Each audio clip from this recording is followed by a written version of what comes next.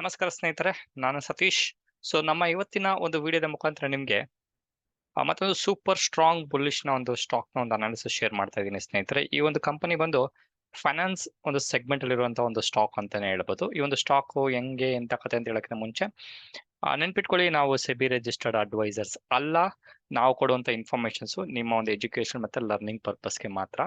ದಯವಿಟ್ಟು ನಿಮ್ಮ financial advisors ನ ಕನ್ಸಲ್ಟ್ ಮಾಡಿ. ಏಕೆಂತ ಹೇಳಿದ್ರೆ stock market is A risky business, ನೀವು ಗ್ಯಾಂಬ್ಲಿಂಗ್ ಮೈಂಡ್ ಸೆಟ್ ಅಲ್ಲಿ ಬಂದ್ರೆ. ಓಕೆ, ಈ ಒಂದು ಇನ್ಫಾರ್ಮೇಶನ್ ಶೇರ್ ಮಾಡೋಕ್ಕಿಂತ ಮುಂಚೆ ಸ್ನೇಹಿತರೆ, ಆಪ್ಷನ್ ಗೀತಾ ಕೋರ್ಸ್ ಒಂದು ಬ್ಯೂಟಿಫುಲ್ ಆಗಿ ಒಂದು ರೆಸ್ಪಾನ್ಸ್ ಬಂದಿದೆ ಅಂತ ಹೇಳ್ಬೋದು.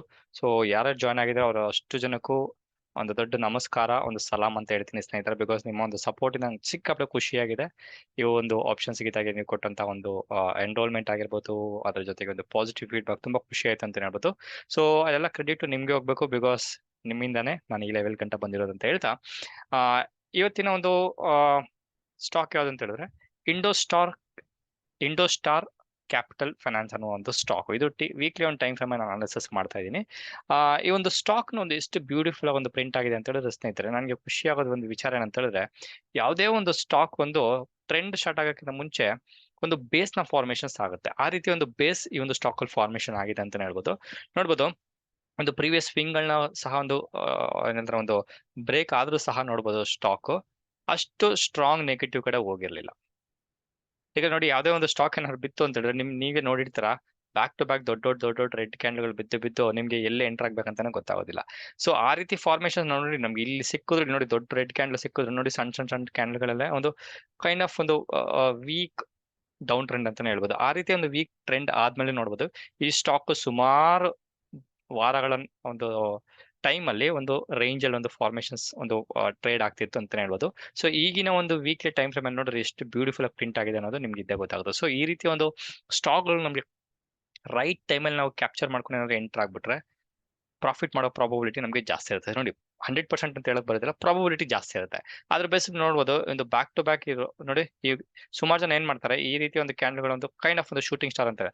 ಆ ರೀತಿ ಅಂತ ಶೂಟಿಂಗ್ ಸ್ಟಾರ್ ಕ್ಯಾಂಡಲ್ಸ್ಟಿಕ್ ಪ್ಯಾಟರ್ನ್ ನೋಡಿದ ತಕ್ಷಣ ಶಾರ್ಟ್ ಮಾಡ್ಬಿಡ್ತಾರೆ. ನೋಡ್ಬೋದು, ಅದ್ರ ಬೇಸ್ ಮೇಲೆ ನೆಕ್ಸ್ಟ್ ದಿವಸನು ಮಾರ್ಕೆಟ್ ಅದ್ರ ಕೆಳಗಡೆ ಕ್ಲೋಸ್ ಆಗಿದೆ. ಡೈರೆಕ್ಟ್ ಆಗಿ ಶಾರ್ಟ್ ಮಾಡಕ್ ಹೋಗ್ತಾರೆ. ಬಟ್ ಈ ರೀತಿ ಒಂದು ಟ್ರಾಪ್ ಆದ್ಮೇಲೆ, ರಿಟೇಲರ್ಸ್ ಟ್ರಾಪ್ ಆದ್ಮೇಲೆ ಬಿಗ್ ಬಾಯ್ಸ್ ನೋಡಿ ದೊಡ್ಡ ಲೆವೆಲ್ ಅಲ್ಲಿ ಬೈ ಮಾಡ್ತಾರೆ. ನೋಡ್ಬೋದು ಎಷ್ಟು ದೊಡ್ಡ ವೀಕ್ಲಿ ಟೈಮ್ ಫ್ರೇಮ್ ನ ಕ್ಯಾಂಡಲ್ಸ್ಟಿಕ್ಸ್ ಆಲ್ಮೋಸ್ಟ್ ನೋಡ್ಬೋದು.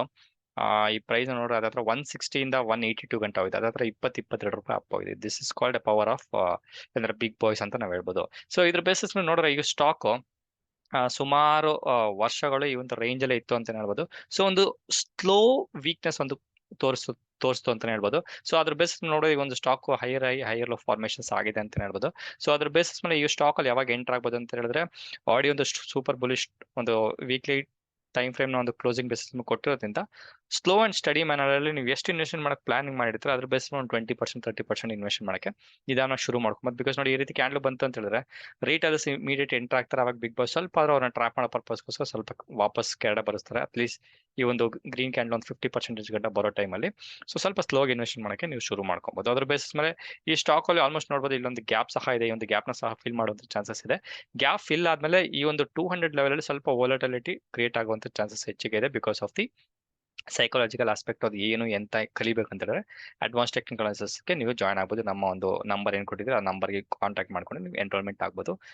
ಒಂದೇ ಟೆಕ್ನಿಕಲ್ ಅನಾಲಿಸಿಸ್ ಸ್ನೇಹಿತರೆ, ಎಲ್ಲ ಒಂದು ಸ್ಟಾಕು, ಕ್ರಿಪ್ಟೋ, ಏನಂತ ಫ್ಯೂಚರ್ಸ್, ಆಪ್ಷನ್ಸ್ ಎಲ್ಲ ಒಂದು ಸ್ಟಾಕ್ ಅನಾಲಿಸಿಸ್ ಮಾಡುವಂತ ಒಂದು ಲೆವೆಲ್ಗೆ ನೀವು ಬರ್ತೀರಾ ಅನ್ನೋದ್ರಲ್ಲಿ ನೋ ಡೌಟ್ ಅಂತ ಹೇಳ್ಬೋದು. ಓಕೆ, ಅದಾದ್ಮೇಲೆ ಈ ಒಂದು ಆಲ್ರೆಡಿ ಇಲ್ಲಿ ಸ್ವಲ್ಪ ವೀಕ್ನೆಸ್ ಕಾಣಿಸಿದ್ಮೇಲೆ ಸ್ವಲ್ಪ ಏನಾದ್ರು ಪ್ರಾಬ್ಲಿ ನಾವು ಒಂದು 3 ವಾರ 4 ವಾರ ಆದ್ಮೇಲೆ ಏನೋ ಸ್ವಲ್ಪ ಒಂದು ಸ್ಟ್ರಾಂಗ್ ಬುಲಿಶ್ ಕ್ಯಾಂಡಲ್ ಏನಾದ್ರು ನಾನೇನ್ ಲೈನ್ ಕೊಟ್ಟಿದ್ದೇನೆ ಅದ್ರ ಬೇಸಿಸ್ ಮೇಲೆ ಫಾರ್ಮೇಶನ್ಸ್ ಆಯ್ತು ಅಂತ ಹೇಳಿದ್ರೆ, ಈ ಸ್ಟಾಕ್ ಆಲ್ಮೋಸ್ಟ್ ಇನ್ನೊಂದು 1-2 ಇಯರ್ಸ್ ಅಲ್ಲಿ ನಿಮಗೆ ಮಲ್ಟಿ ಬ್ಯಾಗರ್ ಸ್ಟಾಕ್ ಆಗೋದ್ರಲ್ಲಿ ಡೌಟ್ ಇಲ್ಲ ಅಂತ ಹೇಳ್ತಾ ಮತ್ತೊಂದು ವಿಡಿಯೋದಲ್ಲಿ ಮೀಟ್ ಮಾಡ್ತೀನಿ ಸ್ನೇಹಿತರೆ. ನೆನ್ಪಿಟ್ಕೊಳ್ಳಿ ಸ್ನೇಹಿತರೆ, ನಾವು ಶೇರ್ ಮಾಡುವಂತ ಒಂದು ಇನ್ಫಾರ್ಮೇಶನ್ ನಿಮ್ಮ ಒಂದು ಎಜುಕೇಶನ್ ಲರ್ನಿಂಗ್ ಪರ್ಪಸ್ಗೆ ಮಾತ್ರ. ದಯವಿಟ್ಟು ನಿಮ್ಮ ಫೈನಾನ್ಷಿಯಲ್ ಅಡ್ವೈಸರ್ಸ್ ನ ಕನ್ಸಲ್ಟ್ ಮಾಡಿ. ಮತ್ತೊಂದು ವಿಡಿಯೋದಲ್ಲಿ ಮೀಟ್ ಮಾಡ್ತೀನಿ ಸ್ನೇಹಿತರೆ. ನಾಳೆ ಒಂದು ಜಿಯೋ ಫೈನಾನ್ಷಿಯಲ್ಸ್ ಲಿಸ್ಟ್ ಆಗ್ತಿದೆ. ನೋಡೋಣ ಅದು ಹೆಂಗೆ ಟ್ರೆಂಡ್ ಯಾವ ರೀತಿ ಕೊಡುತ್ತೆ, ಒಂದು ಇನ್ನು ಸ್ಟ್ರಾಂಗ್ ಒಂದು ಬುಲಿಶ್ ಸೆಂಟಿಮೆಂಟ್ ಇದೆಯಾ ಅದರಲ್ಲೂ ಸಹ ನೋಡೋಣ. ಜಿಯೋ ಫೈನಾನ್ಷಿಯಲ್ಸ್ ಅಲ್ಲಿ ನಾನು ಇನ್ವೆಸ್ಟ್ ಮಾಡಕ್ಕೆ ಸಹ ಒಂದು ಪ್ಲಾನಿಂಗ್ ಮಾಡ್ತಾ ಇದ್ದೀನಿ. ನೋಡೋಣ ಬೆಳಗಿನ ಟೈಮ್ ಅಲ್ಲಿ ಮಾರ್ಕೆಟ್ ಓಪನ್ ಆದ್ಮೇಲೆ ಪ್ರೈಸ್ ಹೆಂಗ್ ಒಂದು ಸ್ಟೆಬಿಲೈಸ್ ಆಗುತ್ತೆ, ಅದ್ರ ಬೆಸ್ಟ್ ಮೇಲೆ ಡಿಸಿಷನ್ ಮಾಡೋಣ ಅಂತ ವೆಯ್ಟ್ ಮಾಡ್ತಾ ಇದೀನಿ ಅಂತ ಹೇಳ್ತಾ, ನಾನು ಸತೀಶ್,